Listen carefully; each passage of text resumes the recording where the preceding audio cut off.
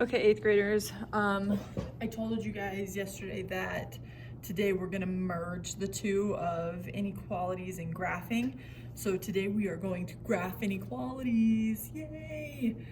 And I've been having you guys do some two-step equations, and I even had you guys plot some inequalities on a number line. And so that's going to kind of come into play when we're talking about graphing.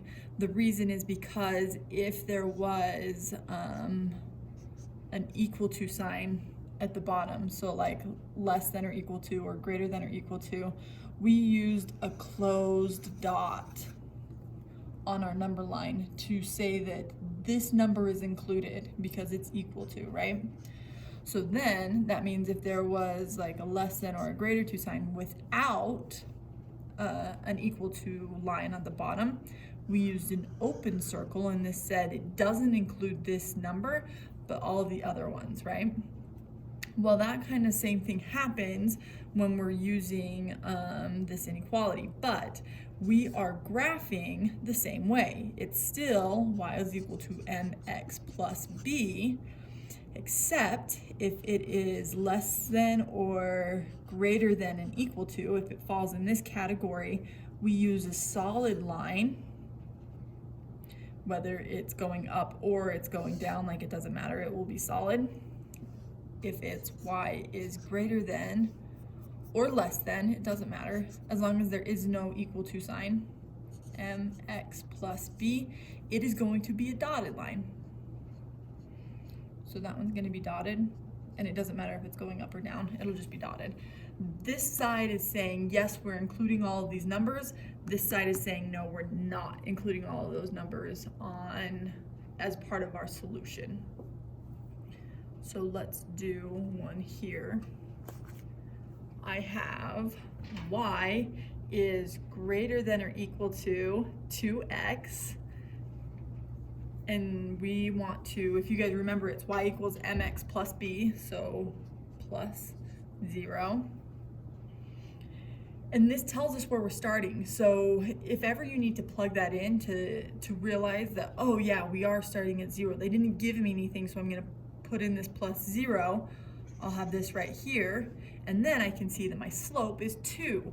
Now, I actually think it's easier as like a 2 over 1, because it tells me exactly how many I'm going up 2 over 1, up 2 over 1, up 2 over 1, down 2 over 1, making sure it's still in that positive line, down 2 over 1, down 2 over 1, and that is my line. Now I need to determine whether or not it's dotted or if it's solid.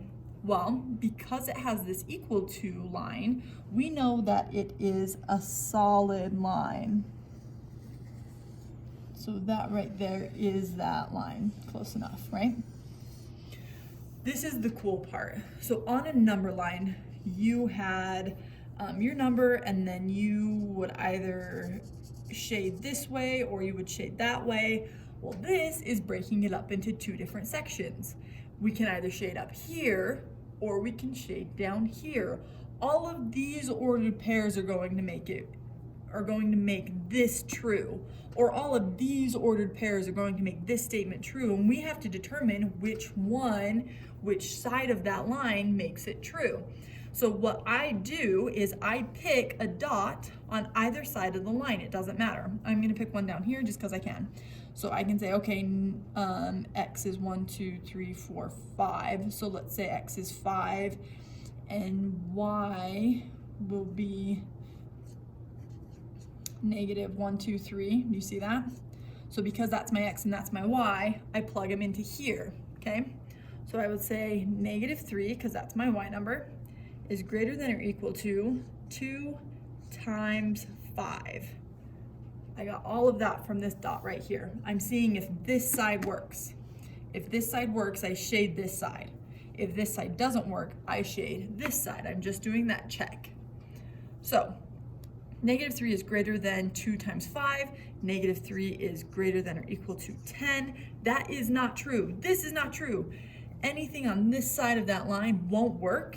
So I know all of these ordered pairs will work, and so therefore I will shade that side of the line. How awesome! I know, I love it. let's do another one. Okay, so this one, it is in y equals mx plus b, and I do have a plus b on this one. I don't have to start at 0, 0. So I start at -5. I start at my plus b, -5. 1, 2, 3, 4, 5. That dot is going to be on my line. Now, my m is my rise over my run. I know it's negative, so it needs to be going down as I go left to right. So if I go up 2, I need to run 3. And I'm going to fix that so it looks like an actual 3. So rise, 1, 2, run 3, 1, 2, 3. That's my dot. I can even fall 2, run 3 this way, 2, 3, 2, 3, 3. I knew I could get there. Up 2, over 1, 2, 3, rise 2, 1, 2, run 3, 1, 2, 3. This right here is my line. Now, I need to determine whether or not it's dotted or if it's solid. If it has an equal to underneath it, it is a solid line. We're including all of those ordered pairs that hit there. If it's not, like this one wasn't, we need to do a dotted line. So we're saying, okay, this right here, that's my line, but I'm not including the numbers on it because it doesn't make it true. Now, what I like to do, if ever it's not on 0, 0, I like to use 0, 0 as my checking point. So I say, okay, 0, 0, my x is 0, my y is 0, plug in 0 for y, plug in 0 for x, and I say, okay, that gets rid of anything times 0 is 0, so I don't have to worry about it. So I'm saying 0 is less than -5. Well, that's not true. And if that doesn't make sense to you, check it on a number line. 0 is not less than -5. 0 is greater than -5. It's on the right of -5, so it's greater than -5. So because that one doesn't work, I know I'm not shading this side of that line. I have to shade this side of that line, and all of these ordered pairs will work to make this a true statement. You guys have a couple of problems that have to do with this. Remember, you graph it exactly like we would graph y equals mx plus b.